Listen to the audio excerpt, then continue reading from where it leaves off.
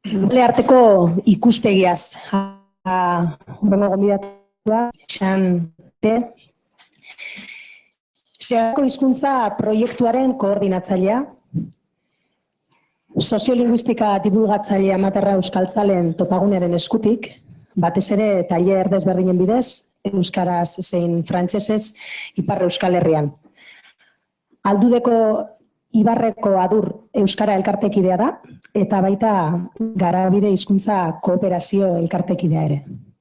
Atsedena tarteko, berena daitza. Egunon, barkatu lehenik, berant iristiagatik eta gaurko programa hau bizkat nahastiagatik. Seiatuko naiz, zentzu pixka bat ematen ponentzia honi, nik dutan zailtasuna ondiena da, ur eta Imanolen ondotik hitz egitea, berez pentsatua nuelarik, ur ezagutuz pixka bat, eta badakit banekien ze gai tratatuko zuen, ponentzia honi zentzu bat ematea. Beraz, pixkat zerotik abiatuko gira hemen, berriz gai berdinarekin. Nik batez ere teknikari gisa hitz eginen dut orain. Egan baita, egunerokotasun batetik abiatuz, oztasun batetik ere, profesionalizatzeak dakarren oztasun horretatik ere bai, eta asuri ere behar bada egan dituta gauza batzuk hegoaldeko jendea gaitzitzen alduela. Ikusiko dugu. Galdegina izan baitzait lurraldean arteko harremanaz ikuspegi kritiko bat ematea gaur. Beraz, hasiko naiz berehala. Lehen aipatu den gai batekin da Euskal Jakobinismoa deituko nukeen mugak ezagutu ditugula edegi iparraldean. Lehen aipatu dena, zentralismo batetik abiatu, ibilbide nahiko uniformeak zabaldu Euskal Herriko lurraldetasun osoan, eta nahiko zailtasun gauza horiekin, zailtasunak zilegitasun kontu batetik, eragin kontu batetik, eta zer esanik ez ekintza kontu batetik. Zentralismo horrek, jakobinismo horrek, naizta ez frantziaren eginikoa izan, biztan dena, erranezake, halako xirimiri bat lortu duela bai, girotze zerbait bai, baina horren eragina nahiko murritza izan dela, hala ere oroak. Hasteko iparraldetik ikusita bai. Kontutan hartu gabe, krisi ekonomikoa iritsi zela. Eta lehen aipatu bezala, horrek eragin zituen baliabide murrizketak, lanpostu murrizketak, eta Imanolek berak erran bezala, bulegoak ere itxi egin zirela.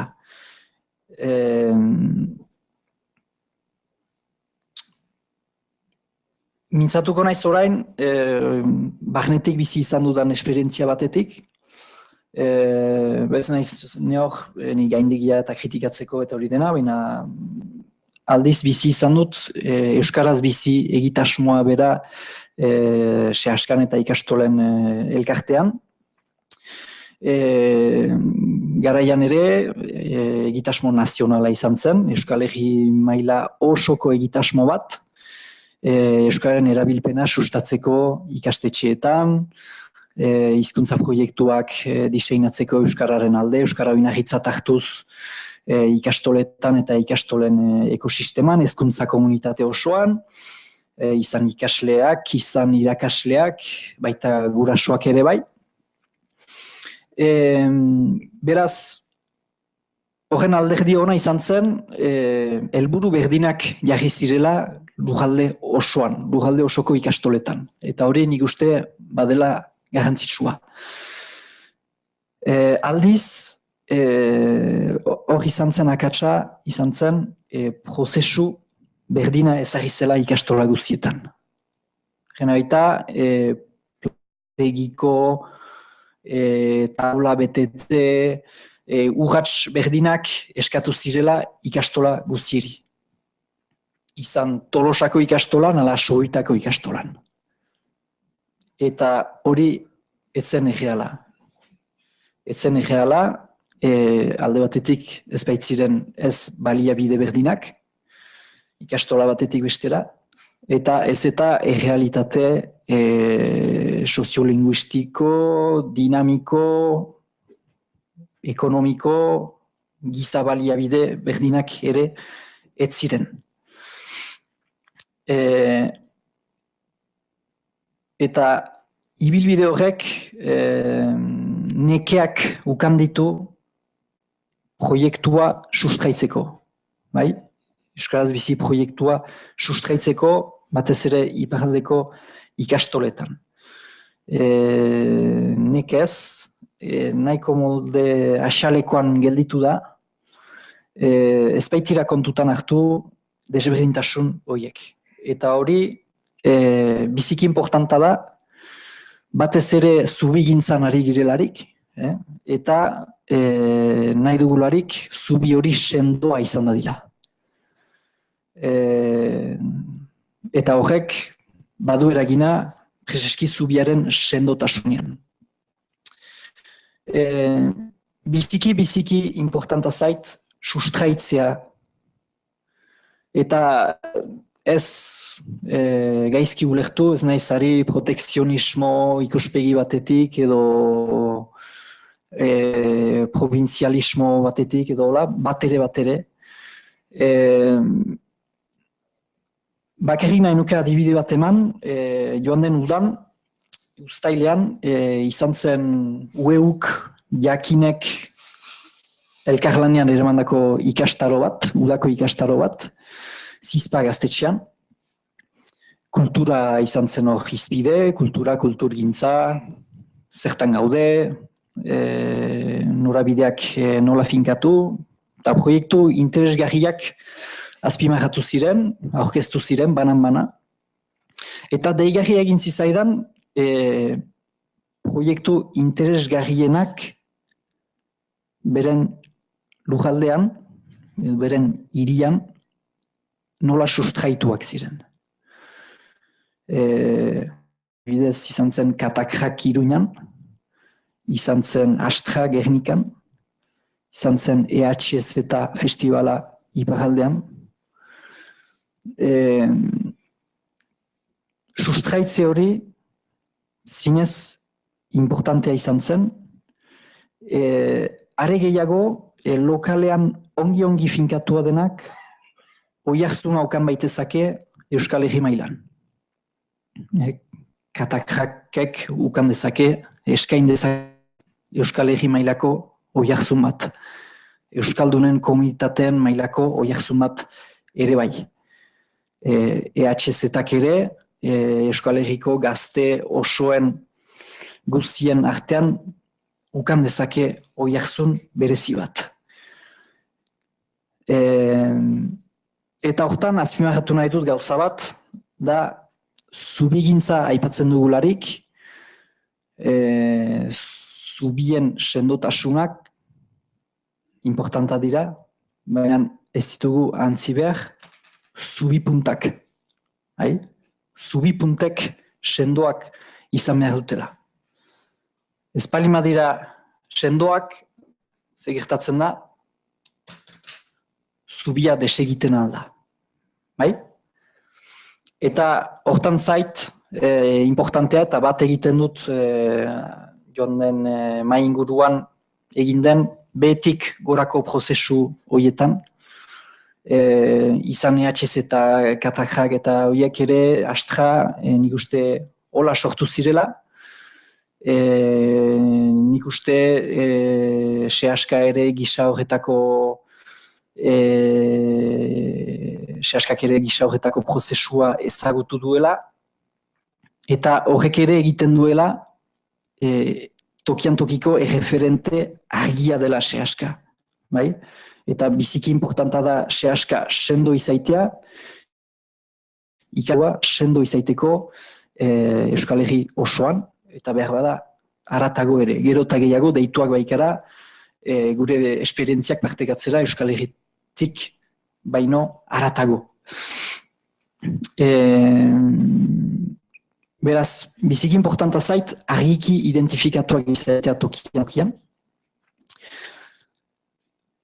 Gure funtzioak argiki identifikatuak izatea ere bai. Zertarako gauden hor, zergatik, baina zertarako ere. Funtzio horiek partekatzeko bidean ere bai. Erreferenteak ekosistemaren parte izateko, egan nahi dut, polisaren parte izateko, politikaren parte izateko, hori biziki importanta da. Katakrak bat, adibidez, Iruñan jendeak badaki zertarako den. Eta sortu dutenek ere badakite zertarako sortu duten. Ikastolak sortu ziren bezala, sehaska sortu zen bezala, behar batetik sortu, intuizioz bai, baina behar batetik abiatuz. Eta hortan, gehiago teknikari gisa hitz egiteko, importanta zait gauza bat zinez funtsezkoa eta nahiko obsesiboa bilakatzen ari da azken urteotan. Erreferente horiek eta erreferente horietan mugitzen diren pertsonek formatuak izan behar dutela hainbat gauzetan. Nik uste formakuntza dela mugimendu soziokultural politiko baten oinarrietariko bat. Badakigu sehaskan adibidez zein garrantzitsua den gure irakasleen formatzea. Euskal Herriko Laborantza Ganbaran ere, aski da doi bat beren webgunea edo aldizkaria begiratzea, formakuntzak badu toki funtsezkoa.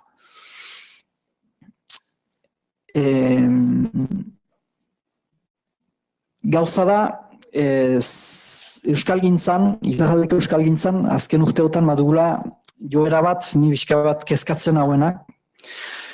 Eta da, Euskara aipatu nahi dugularik, edo hizkuntza politika aipatu nahi dugularik, joera dugula, edo Frantziako, edo hegoaldeko erreferenteen gana jotzeko. Nik hortan ez dut arazorik, arazoa ikusten dut, horiek deitzen ditugularik, edo zuek deitzen zaituztegularik, zuzenki eragiteko gure lujaldean. Bai?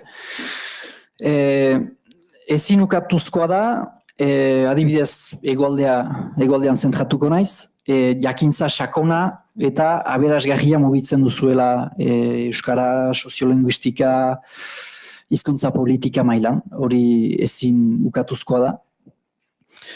Baina konturatzen gara, zuek zuzenki ekiten duzuelarik, adibidez formakuntza batean,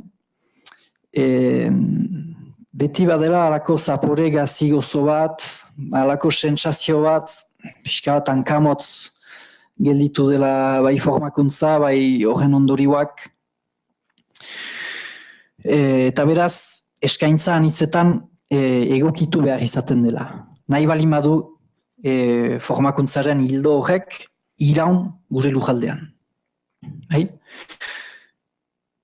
Horrez gain, zuzenean eragiten duten teknikariek ez dute errealitatea, tokiko errealitatea beti menperatzen. Eta horrek ere egiten du, pixkat sentsazio hori gauzak hankamotz gelditzen aldirela formakuntzetan. Eta zinez pragmatikoki hitz egiteko, aipa dezaket prezioak, adibidez. Anitzetan, prezio garestiegiak ateratzen dira, formakuntza bat nahi bada antolatu. Ez dugu antzi behar, oraindik euskak ez duela halako zentraltasuna iparraldeko gizartean, iparraldeko egituretan, administrazioan, euskal elkargoan, eta beraz, jendeak bi aldiz pentsatzen duela, zuek eskatzen ahaldu zuen prezio bat mai genien jartzeko eta hori ordaintzeko. Eta antzi gabe ere herri mugimenduetan ditugun zailtasunak, urek errandu euskalgintzak ez duela sekula dirurik ukan, eta hala da, eta ukan dugu orain baino diru gehiago iraganean. Ez du antzi behar adibidez, Etxepare lizeoa ari dela sagarrondo saltzen bere lizeo behiaren ekipamendua dirustatzeko. Bai? Hortan gira, eta beraz, batzutan hemendik ateratzen diren aurrezu dira, ezin dugu. Ezin dugu eta gainera hautetsiak ez dira beti bero izaten, eta hori iparraldeko administrazioko euskara teknikariek maiz azpimarratzen dut. Hautetsiak ez dira beti bero hegoaldeko itura bati zuzenean ordaintzeko formakuntza bat. Nahiago lukete tokian tokiko erreferenteak izatea, eta hoiai bai preslirateke gehiago prezio bat, eta eskatzen den prezioa emateko.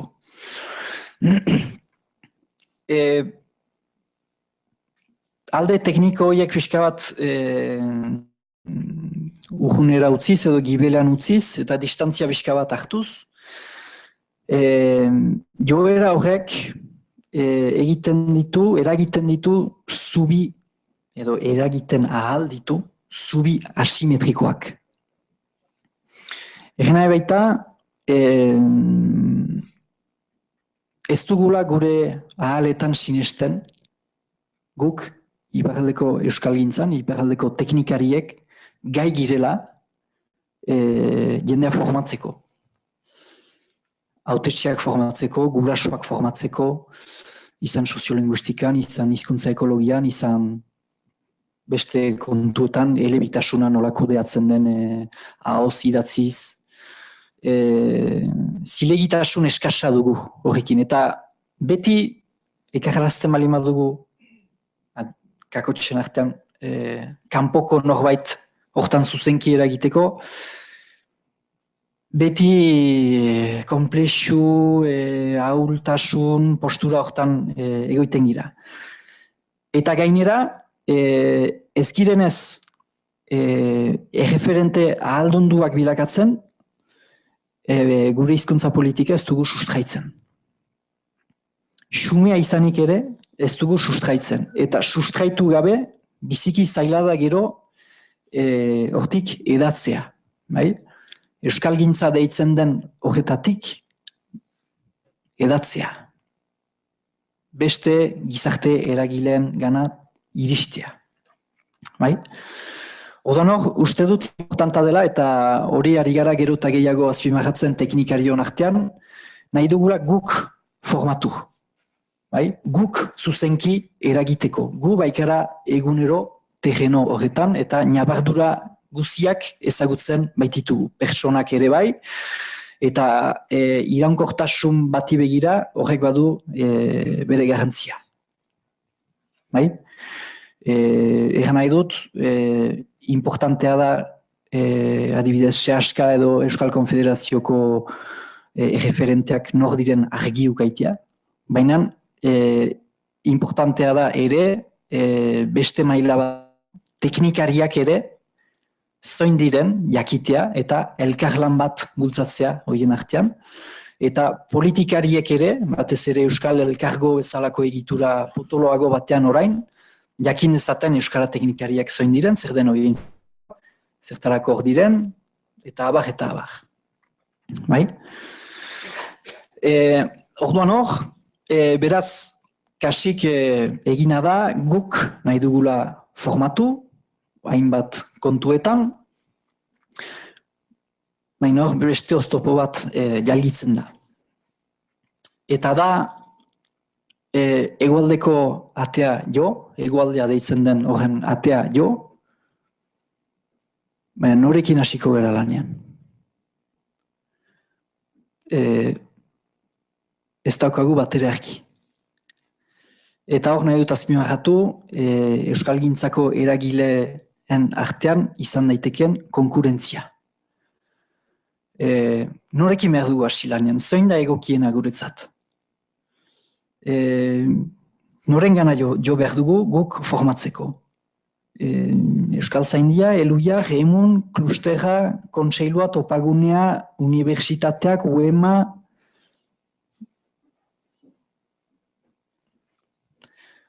zaila izaten da.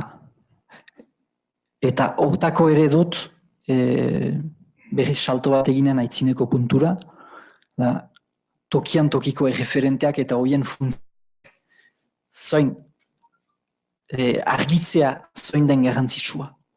Bai? Biziki garrantzitsua da, nahi bali madugu elkarren arteko konexio bat sortu, batez ere lurraldeen arteko maila batez ari bali magara. Eta gainera uste dut, azken 50 urteotan, eraiki dugula ondare komun bat.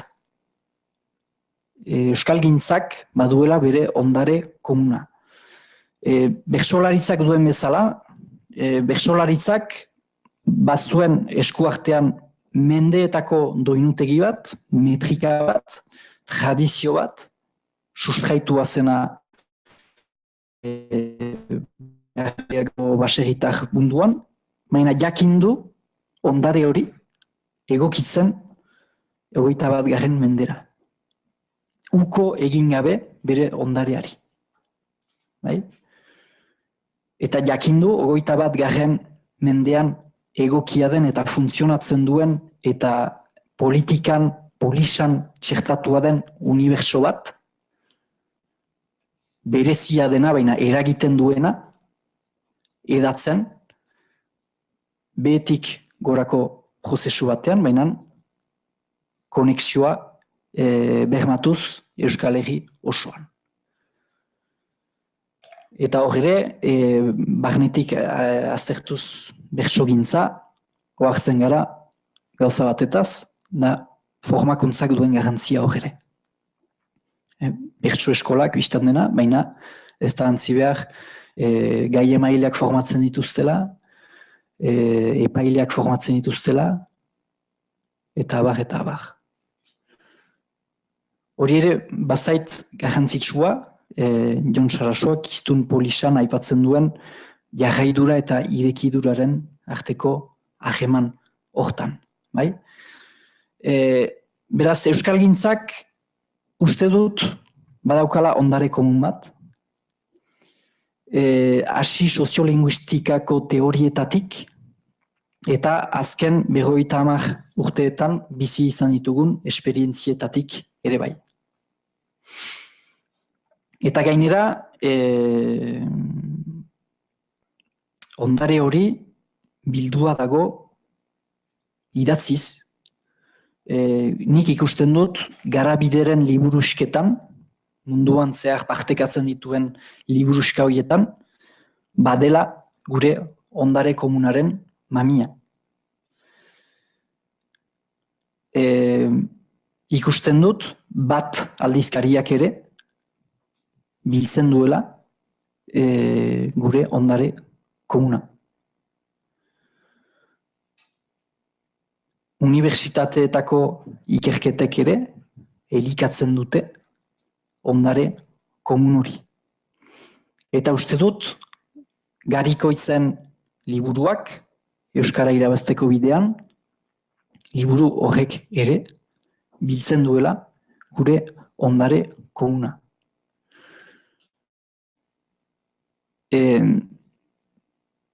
Ez zait kasualitatea bertsolaritzak olako arrakasta ukaitea, zinez uste baitut arrakasta horren abia puntua dela ondare komun baten sustraitzea eta irekitzea, elikatzea. Ikusten dugu, adibidez, feminismoak nola elikatzen duen bertsolaritza. Bai? Eta horrek erraiten du ere, bertsolaritza badela adi eta emaztek ekartzen duten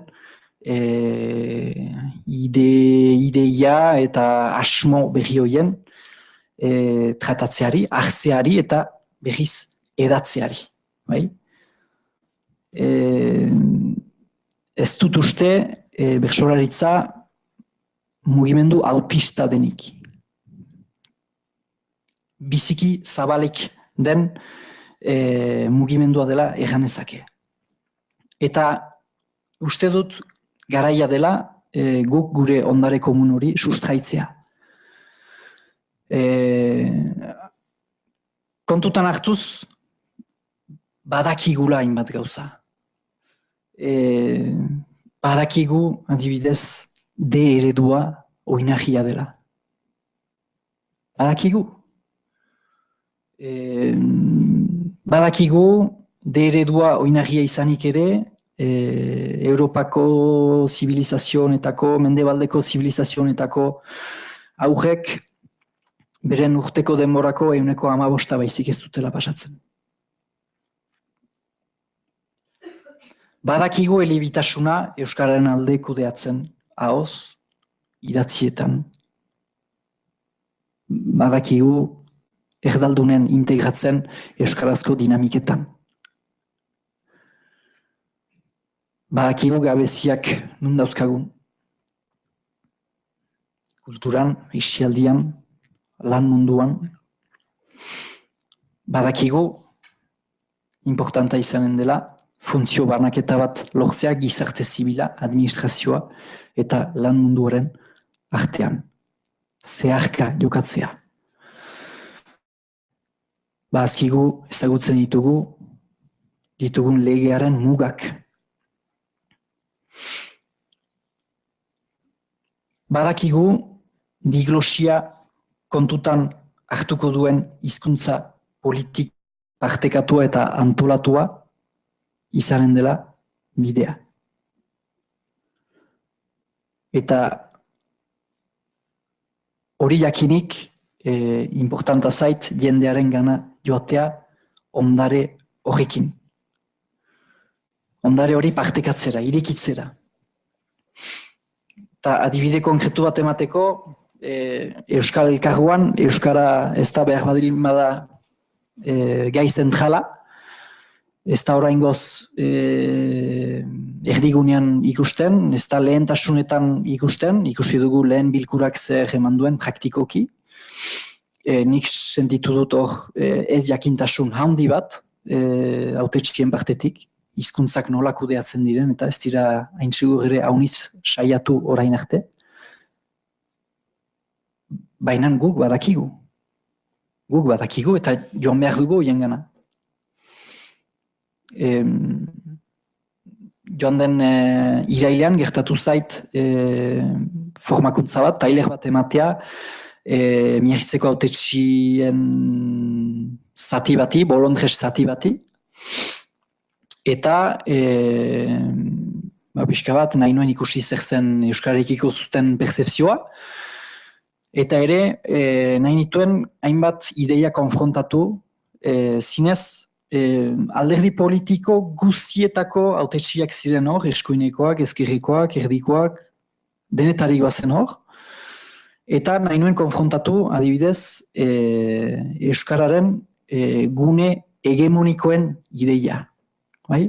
Miagitzen ere, beharko zirela, nagusiki euskaraz funtzionatzen zuten espazio eta momentuak. Aurretik, esplikatu honien, diglosia, hizkuntza funtzioak, hizkuntza ordezkapenaren arriskuak, uste nuen zartatuko zirela, minen ez, ulertu dute. Ulertu dute, eta ari gehiago, hautetxi batek errandit, eta erran dut denen aitzinean argiki. Joan den urtean, elkarte bat hurbildu zitzaidan, aisialdi arloan, eskaintza bat egiteko soilik euskaraz. Eta ez nuen ulertu zergatik soilik euskaraz egin nahi zuten. Eta orain ulertzen dut. Ulertzen dut zeintzen hoien asmoa, naiz eta haiek ez ziren gai izan niri esplikatzeko zer zen hoien asmoa.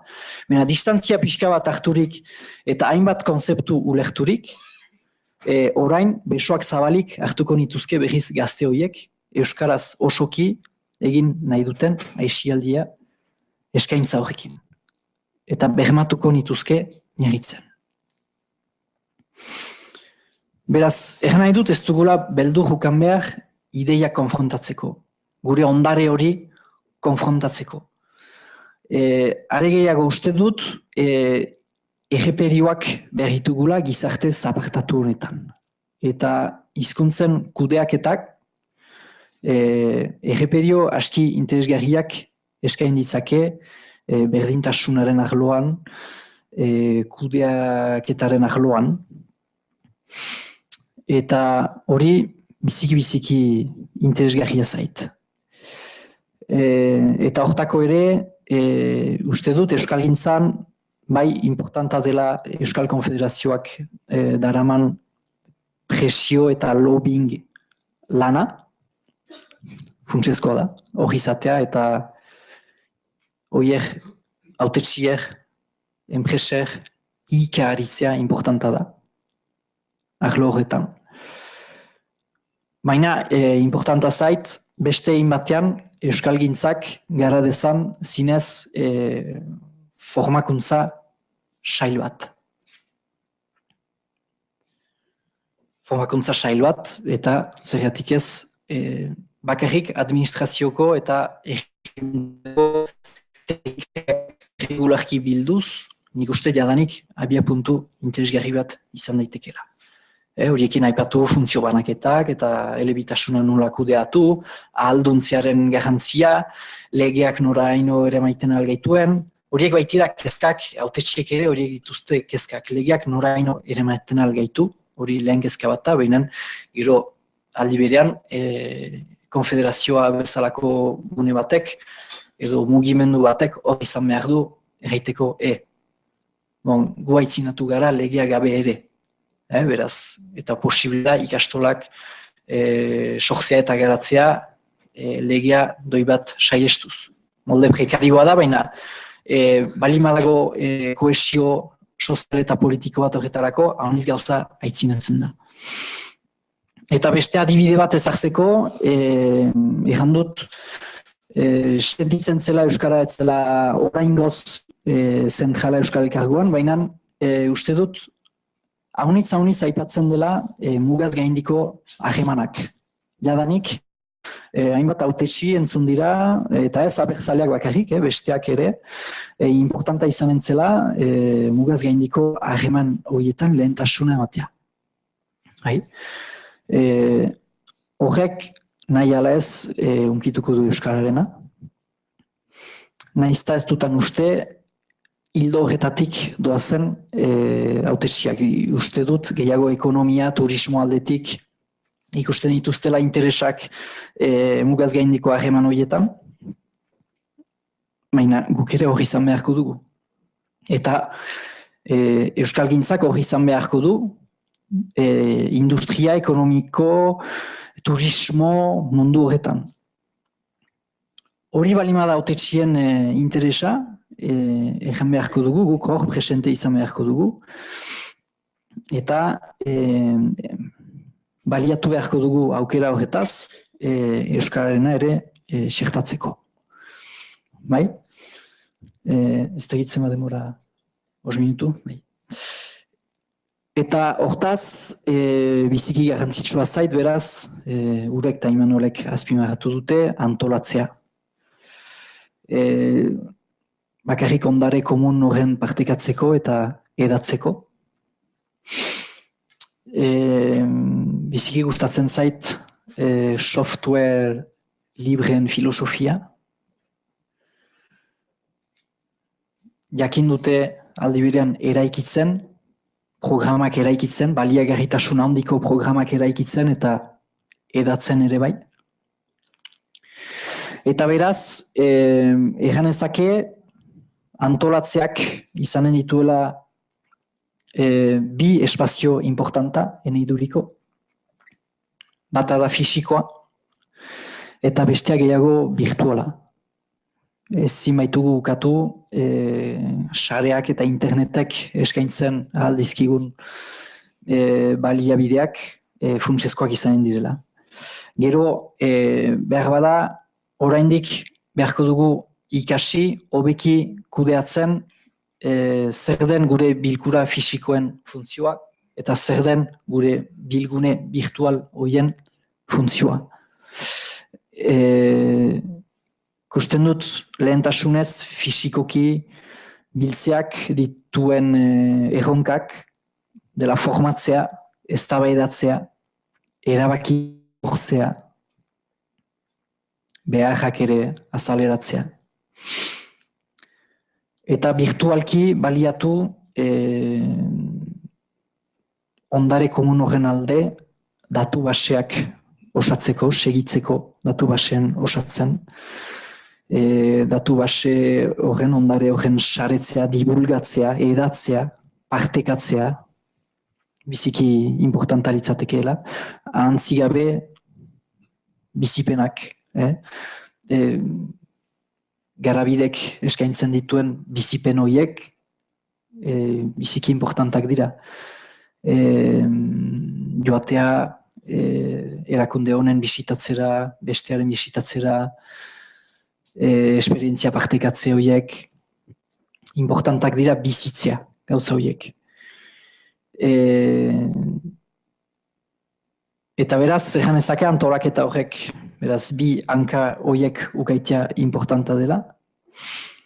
Eta ere segitu behar dugula, eta maiz ahazten dugu, iparaldean ez baitugu unibertsitate mundu handirik bizi izan sekula, baina nik ikusten dut, batez ere hautetsiei begira, unibertsitateak baduela indar handi bat. Guk herri mugimenduetan bizitzen ditugunak, eramaten ditugunak, aitzina eramaten ditugun gauzak zilegitzeko. Eta unibertsitatearen zigilua pausatzeko arrakastatsuak zaizkigun esperientzietan. Berriki atera da tesia bat, Beñat Lazkano isasuarrak, lapurtarrak egin duena. Eta horrek zilegitzen du erabat unibertsitate munduan eta akademia munduan, eta uste dut akademiaren mundutik eta hautetsien mundura ez dela alako amildegirik, zilegitzen du de eredua, murgiltze eredua iparraldean. Egin dituen ikerketek, hainbat gauza frogatzen dute, unibertsitateak dakarren prestigio horretatik, eta hemendik aitzina, iparraldean ere, de ereduak badu zigilu hori. Eta hori biziki importanta da. Importanta da, guk badakigu, sehaskan badakigu de ereduak funtzionatzen duela. 50 urtez frogatu dugu, oinarri hori dela nahi bada euskara bizi berritu. Baina oraindik ere hainbat uzkurtasun nabaritzen dugu gure inguruan. Izan hautetsiak, izan administrazioko teknikariak, izan gizarte zibila. Hainbat uzkurtasun bada hor.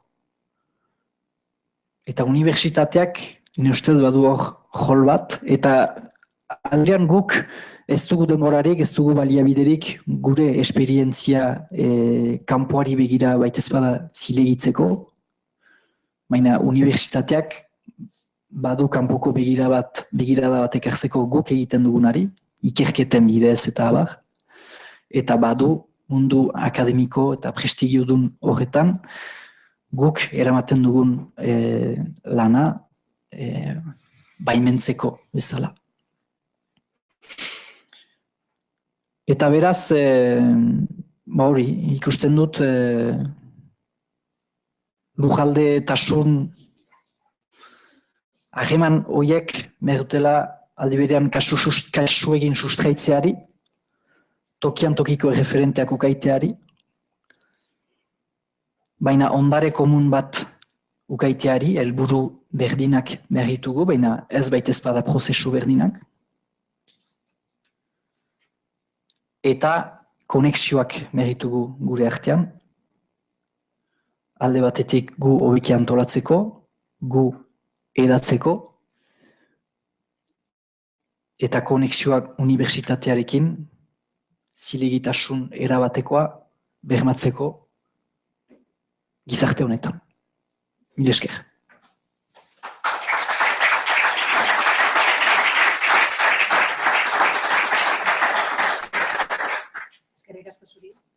Eskerrik asko zuri xen. Tartetxo bat, atxena, orduko galderak, ekarpenak.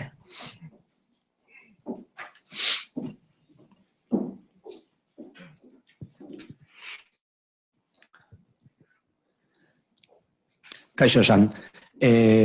Ni ekako kidea naiz eta galdera koordinazioa baino gehiago iparraldeko egoeraren inguruan eta herri elkargoaren etorkizunari buruzkoa.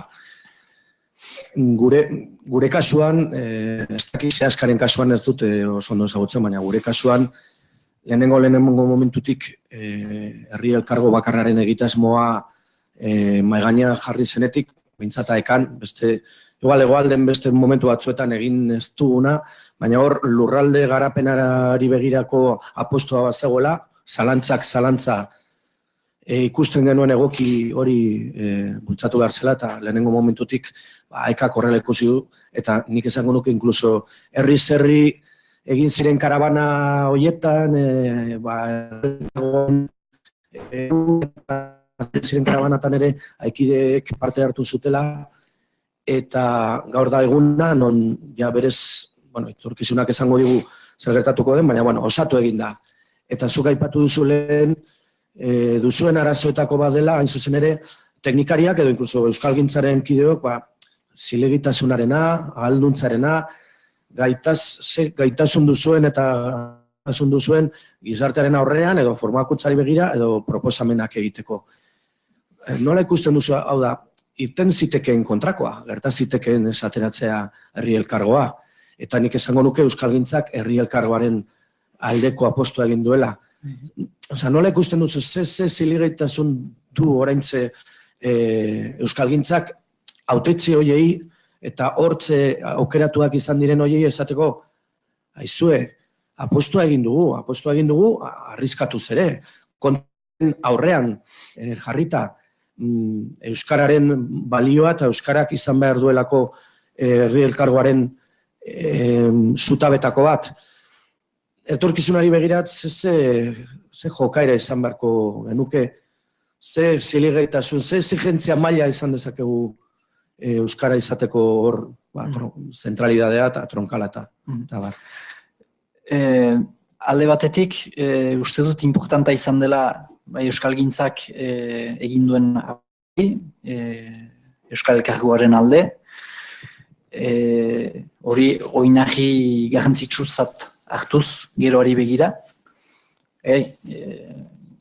Badakigu molde hotzean mintzatuz eta gogoetatuz hizkuntza baten gerorako biziki importanta dela lurralde bat zedarritzea.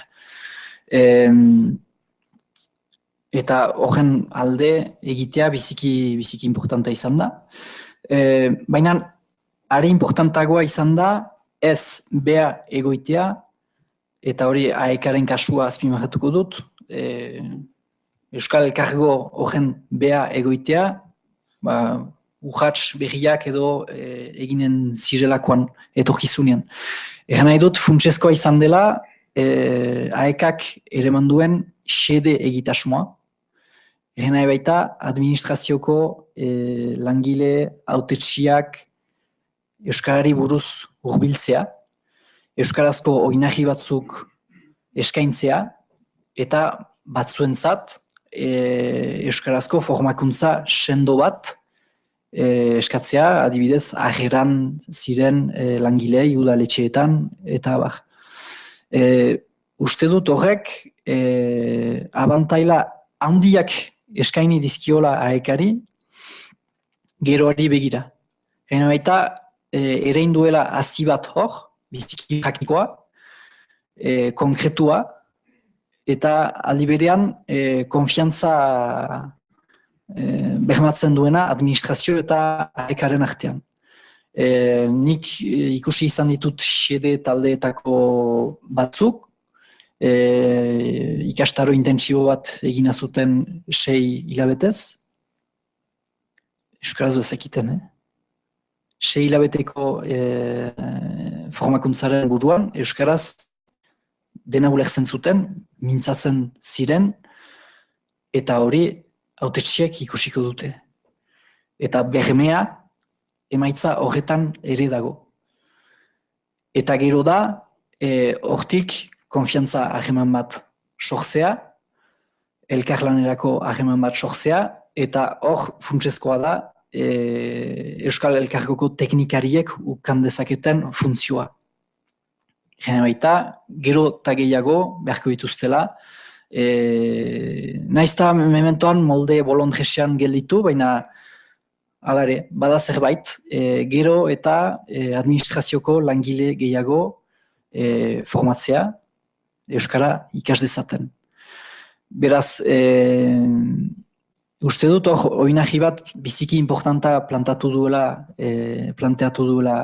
AEK-ak, eta gero bada, nik uste guk dugun zilegitasuna dela gure esperientzian, oroak mintzatuz orain, eta behar bada Seaskaren adibidea hartuz. Seaskak hainbat espazio hartzen du mediatikoki, baina niretzat Seaskaren zilegitasuna hainbat gauza eskatzeko da, 35 ikastola sortzea, eraikitzea eta garatzea baldintza horietan, enetzat Seaskaren zilegitasuna hor da. Baldintza horietan olako lana egitea, niri argi-argia zait. Eta bagaran hor, gauzak eskatzeko, 50 urtez pilatu dugu esperientzia bat, ikastoak sortzen, baina pedagogikoki ere bai, Euskara sustatzeko ikasgeletan, edo ikastetxeetan, bajatu. Esperientzia horrek ere egiten du gure zilegitasuna, eta ene ustez, orain etorria da garaia esperientzia horren partekatzeko. Hasiz gure artetik. Horregatik azpimarratu nahi dituen datu baseak eta dira zinez gure arteko esperientzia positiboak partekatzeko. Haunitzetan eta ez dituguna hasi behar mediatizazioa eta komunikazioa. Gure arteko komunikazioa biziki importantea da. Ukatu gabe mediatizazioak gaurko gizartean duen tokia eta hortan ari gara, baina ahantzi gabe guk dugun esperientzia hori, ondare hori partekatzea, edatzea, saretzea, zinez genik gauza konkretuak ikusten ditut, hainbat material sortu da, adibidez, bai AEK-an, bai Euskara Teknikarien artean, administrazioan, bai Seaskan, iztegi tipi eta horako gauzak, horiek orain berritugu mutualizatu, adibidez. Ez du balio, nik orain erraiten diet Euskaraz biziko gurasoei Seaskan, bai, ongi ditzateke iztegiak egitea, iztegi tipiak egitea guraso erdaldunentzat, eta hori. Ez, Euskara Teknikariek egina dute lan hori. Zoazte zuen lujaldeko Euskara Teknikariaren gana, eta galdetu iztegi tipiak, goazen aratago. Eta hortako importanta da elgarren berri ukarren arteko komunikazio gaitea, Olako gauza praktikoetan denborarik eta indarrik ez galtzeko. Ez dakit erantzun dizutan,